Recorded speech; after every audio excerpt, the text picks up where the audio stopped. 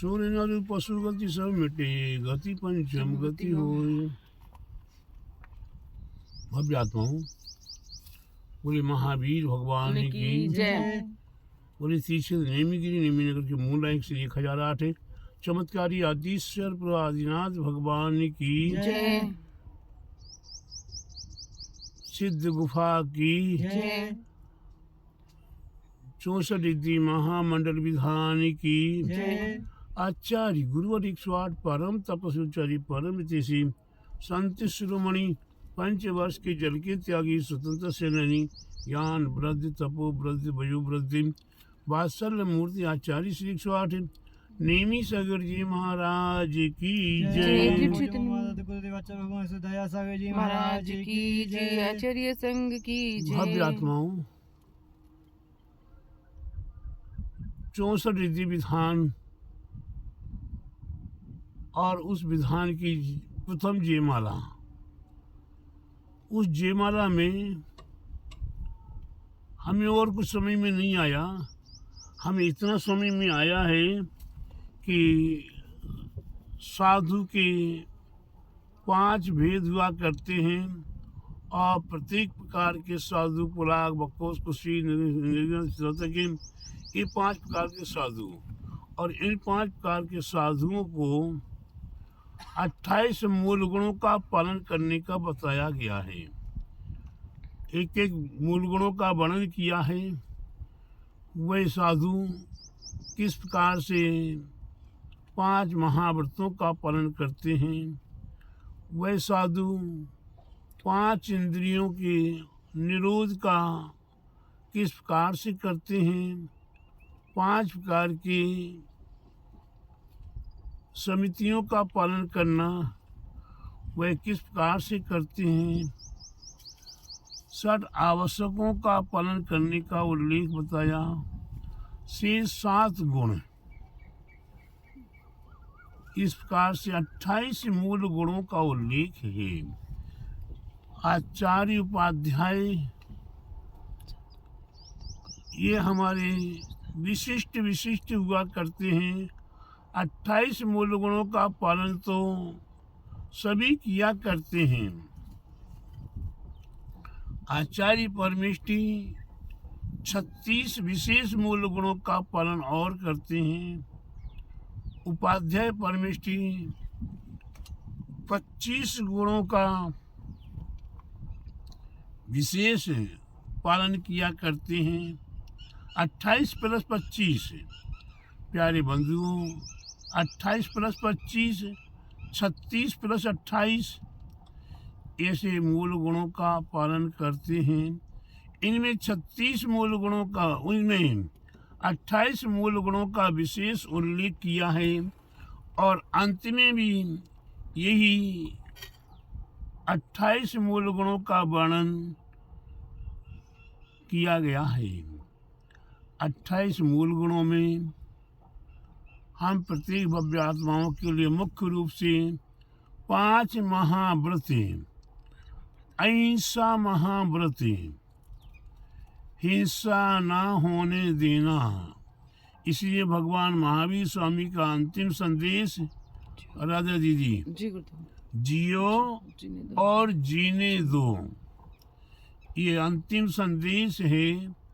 इसका मतलब क्या है कि हमारे द्वारा किसी भी जीव को घात ना पहुँचे, हमारे द्वारा किसी भी जीव को तकलीफ ना पहुँचे, और हमारे द्वारा किसी जीव का मरण ना हो, और उसके उपरांत हम भी ऐसे महापापों से बच सकें। क्योंकि उन जीवों का घात होना माने हमारे द्वारा हिंसा होना, और हिंसा होने से हमारा अहिंसा महाव्रत दोषपूर्ण हो जाएगा। इसीलिए हमारे लिए हमारे आचार्यों ने ये पीछी बताई है, ये बताई नहीं है, पीछी दी है। अगर ये पीछी का कीमत नहीं समझेंगे, ये पीछी को केवल मात्र गोदी में रखेंगे, ये पीछी को सीने से लगा के रखेंगे, ये पीछी को माथे पर रखेंगे, ऐसे गले से लटकाएंगे नहीं प्यारे बंधु, ये पीछे से हमें मार्जन करना है।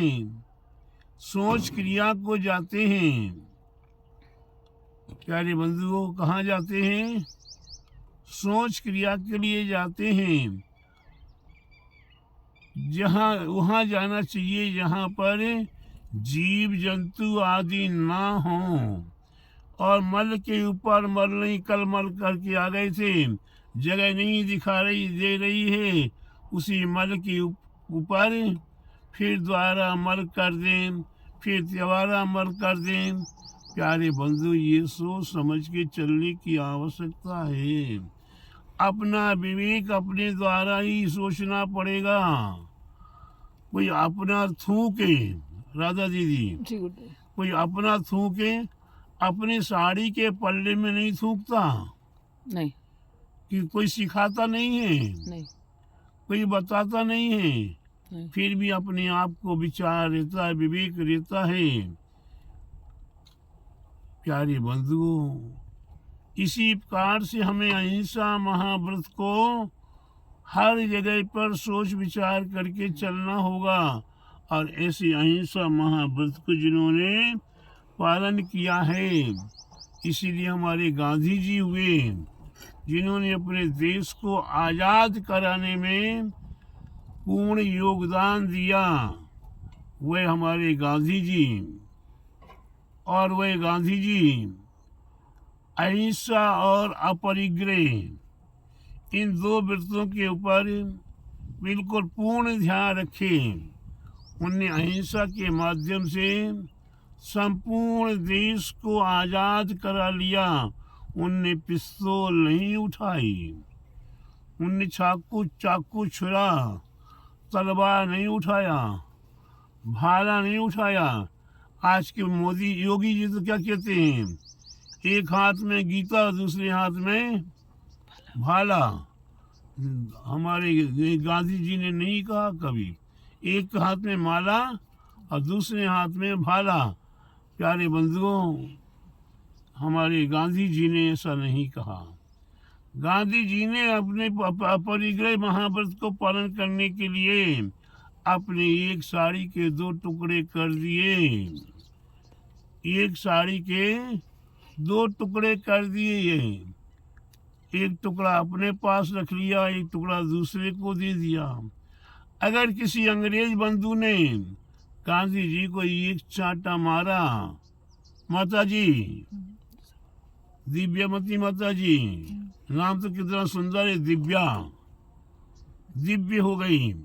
लेकिन क्या बताया कि किसी अंग्रेज बंधु ने गांधी जी को एक चांटा मारा, तो गांधी जी कितने सरल थे, बदला नहीं लेना, मारना नहीं है, तो दूसरा गाल और कर दिया। लो भैया, इस गाल में खुजली चल रही थी तो ठीक हो गई, अब इस गाल में एक और मार दो।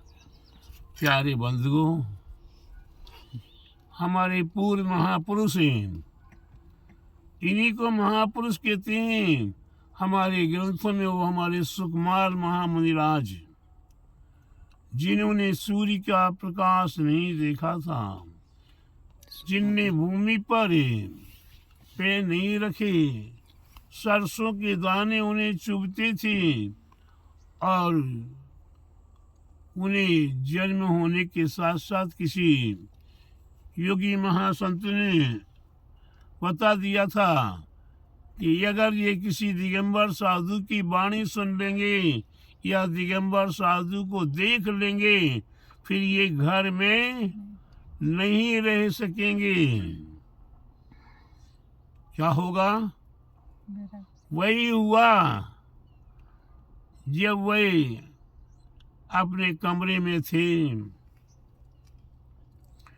एक महामुनिराज अपनी वाणी के माध्यम से अपने धर्म का उच्चारण करते हुए निकल रहे थे, और वह वाणी किसके कान में पड़ी? सुकमाल के कान में पड़ी। और सुकमाल ने क्या किया? खोल कर देखा ये वाणी किसकी, इतनी मधुर मीठी वाणी किसकी है। जैसे खिड़की खोली तो दिखा कि ये तो दिगंबर साधु है। और दिगंबर साधु को देखने के बाद अब वो रुक नहीं सके, वहां रह नहीं सके, और उनने अपना साधन बना लिया और खिड़की से ही उतर गए। जब उनकी माँ आती है कमरे में और देखती है कि कमरे में अभी सुकमाल दिखाई नहीं दे रहे हैं, सुकमाल कहाँ निकल गए, कहाँ छिप गए।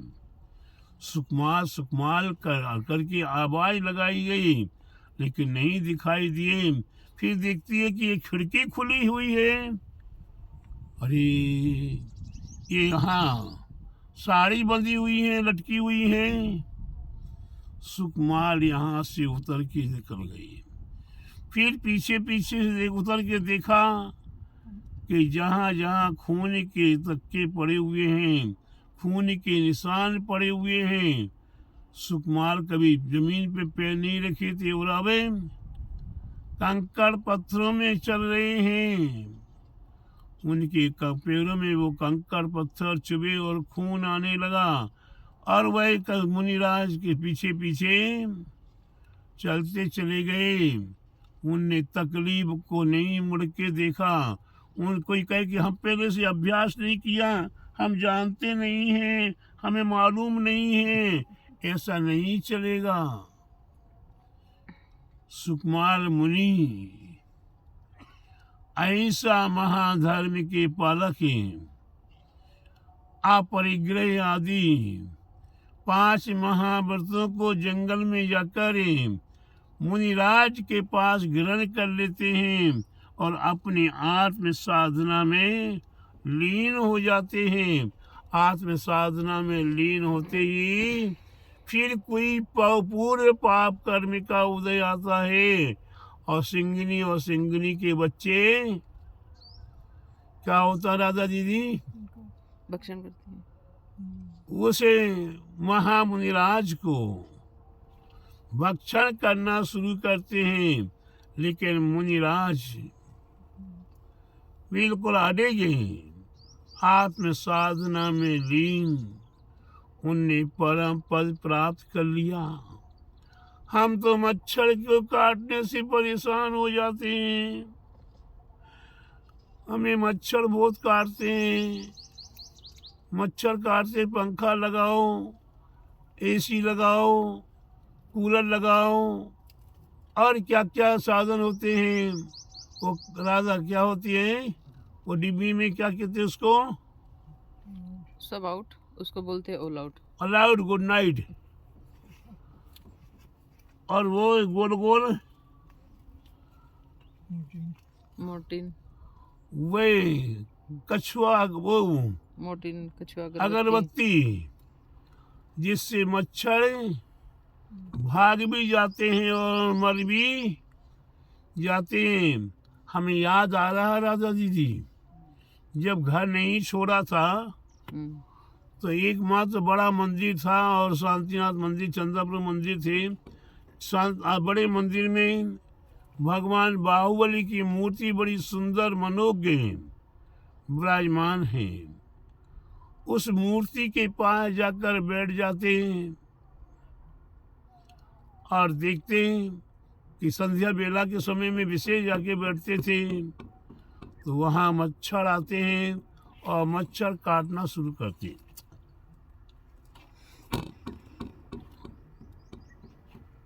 मच्छर जब काटना शुरू करते हैं तो मैं क्या देखता, एक तरफ से मच्छर डंक मार लगा के खून चूस रहा है और पीछे से खून छोड़ रहा है। यह प्रक्रिया देखते रहते उस समय पर मच्छर काटने का दर्द नहीं होता था, क्योंकि उपयोग को कहाँ लगा दिया, मच्छर की प्रक्रिया में लगा दिया। ठीक प्यारे बंधुओं, जब आत्म साधना के विषय में अपने आप में लीन हो जाएगा तो उसे ये भी पता नहीं चलेगा कि मच्छर ही क्या, सांप भी अगर आ जाए, अनुभव किया है क्या महाराज जी? अनुभव किया है, सांप भी आ गया, पेट में लपड़ गया, फिर भी ये हिला नहीं, डर के भागा नहीं, गले में आ गया, गले के ऊपर गर्दन पर फन फैला के बैठा रहा। प्यारे बंधु, काटना तो काट लो, क्यों छोड़ो, जिस कार्य के लिए आए वो पूरा करो।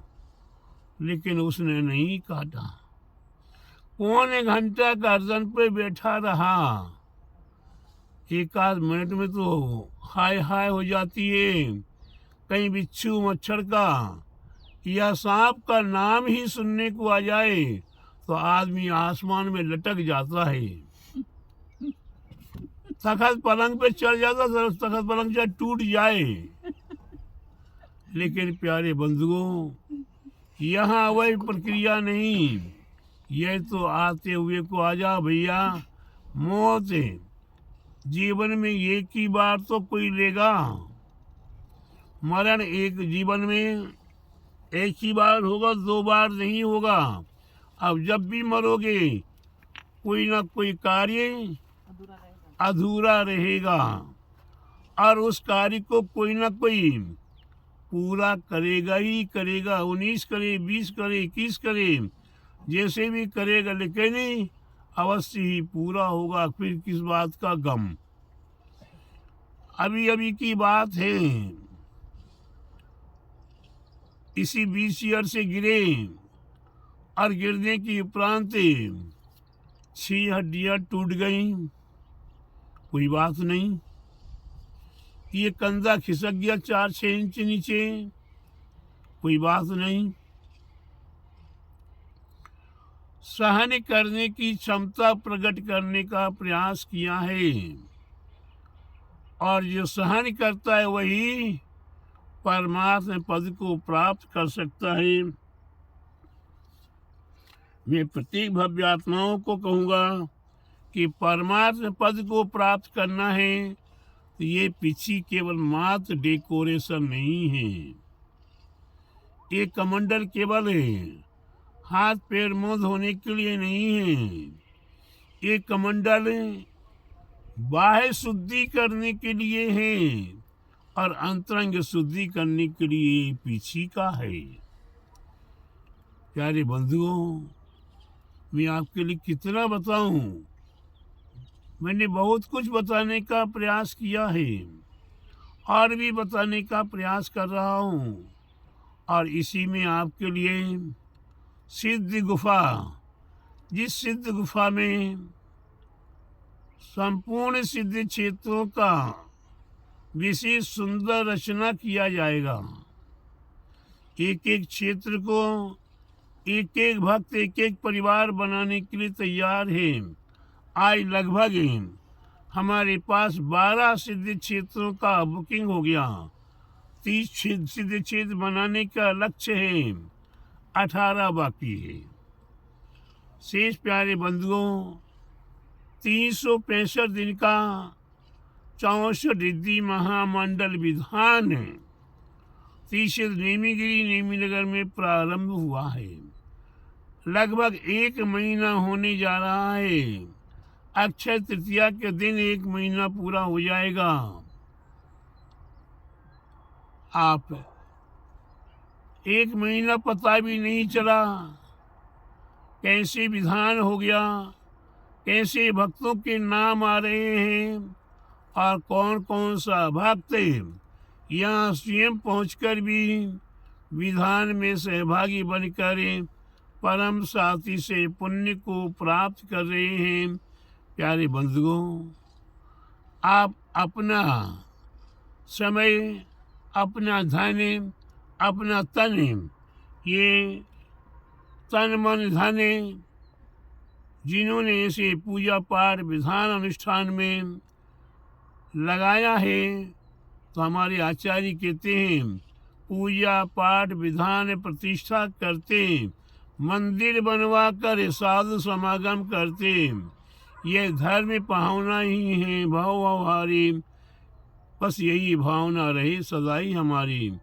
ये धर्म की भावना हमारी आपकी बनी रहे, और पूजा पाठ विधान अनुष्ठान पंचकल्याणक प्रतिष्ठा महोत्सव मंदिर बनवाना, ये हमारे लिए परम साथी से पुण्य के साधन बताए हुए हैं। ऐसे पुण्य के साधनों को आप अवश्य प्राप्त करके अपने जीवन को सार्थक करें। बोले महावीर भगवान की जय, बोले द्वादशांग जीन वाणी माता की जय। तीसरे नेमीगिरी नेमीनगर के मूलनायक श्री एक चमत्कारी 1008 आदिश्वर आदिनाथ भगवान की, बोले सिद्धि गुफा की 64 रिद्धि महामंडल विधान की, परम तपस्वी ब्रह्मचारी परमिति से संत शिरोमणि 5 वर्ष के जल के त्यागी स्वतंत्र सेनानी, ज्ञान वृद्धि तपो वृद्धि भयो वृद्धि वात्सल्य मूर्ति आचार्य श्री 108 नेमी सागर जी महाराज की जय। महाराज गुरुदेव आचार्य सागर जी महाराज की जय।